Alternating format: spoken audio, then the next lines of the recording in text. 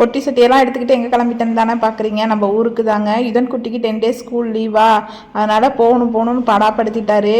நான் வந்து பொங்கலோட சேர்த்து போய்க்கலாம் அப்படின்னு தான் நினச்சேன். ஹஸ்பண்ட் தான் இல்லை, அவன் கேட்குறான் நீ போயிட்டு வா அப்படின்னு சொல்லிட்டு அனுப்பி விட்டாங்க. நானும் தம்பியும் போனோம். நீ தூங்கி எழுந்திரிச்சா வந்துடுவோம். மன்னார்குடி ரீச் பண்ணுறதே 6:30 ஆகிடுச்சு. எங்கள் அண்ணன் தான் அழைக்க வந்தான். அந்த நீடாமங்கலம் தாண்டினதுலேருந்து ட்ரெயினில் வந்து இந்த மார்கழி மாதம் எங்கே பார்த்தாலும் பாட்டு ஓடும்ல, அந்த சத்தம் கேட்க ஆரம்பிச்சுட்டு எல்லா பக்கமும் அந்த பாட்டு சத்தம் கேட்குறது நல்லாயிருக்கும். அதை வந்து நம்ம ஊர் சைடு தான் ஃபீல் பண்ண முடியும். அப்புறம் எங்கள் அண்ணன் வந்து காலையிலே நம்ம ஊர்லலாம் மெதுவடை சூடாக போட ஆரம்பிச்சிருவாங்க. அவனும் வேணுமான்னு கேட்டால் நான் வேண்டான்னேன். அப்புறம் ஒரு கடையில் நிப்பாட்டி வாங்கி கொடுத்துட்டான். இப்போ வரைக்குமே சரி, எங்கள் அண்ணன் ஊருக்கு மன்னார்குடிக்கு வந்தால் எந்த ஒரு கடைக்கும் ஏதாவது வாங்க போனானா நான் என்ன வந்து கடைக்கிட்ட அழைச்சிட்டு போக மாட்டான். சென்னையில் அப்படியே ஆப்போசிட், ஹஸ்பண்ட் வந்து எங்கே போனாலும் நானும் ஹஸ்பண்ட் தான் சேர்ந்து வாங்குவோம். பட் இங்கே வந்து எங்கள் அண்ணனுங்கெல்லாம் வந்து என்னை கிட்ட கூட வர சொல்ல மாட்டாங்க.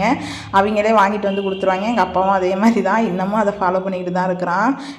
ஏதாவது ஒரு கடைக்கு போகணுன்னா ஒரு 10 அடி தூரம் தள்ளி தான் நிற்க வச்சுட்டு போவான். ஏன்னா அவ்வளோ கடமை, கண்ணியம், கட்டுப்பாடு. உங்கள் வீட்டில் இப்போ இந்த மாதிரிலாம் யாராவது இருக்காங்களான்னு சொல்லிட்டு கண்டிப்பாக கமெண்ட் பண்ணுங்கள். வீட்டுக்குள்ளே வந்தோடனே அந்த வடையை திங்கிறது தான் வேலையாக இருந்துச்சு. நானும் லேட்டாக திங்கலான்னு பார்த்தா அந்த வாசனையே நம்ம திங்க வச்சுட்டு, எங்கள் ஊரில் இருக்கிற வடை மாதிரி சென்னையில் எந்த பெரிய ஹோட்டலுக்கு போனாலும் கிடைக்காதுங்க. அவ்வளோ மொறுமொறுன்னு இருக்கும்.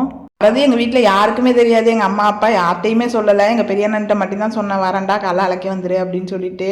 எங்கள் அம்மா வாக்கிங் போயிட்டு இருந்துச்சு. என்னடா வீடெல்லாம் திறந்து கிடக்கேன்னு பயந்துக்கிட்டு வந்து பார்த்தா நாங்களாக இருக்கிறோம்.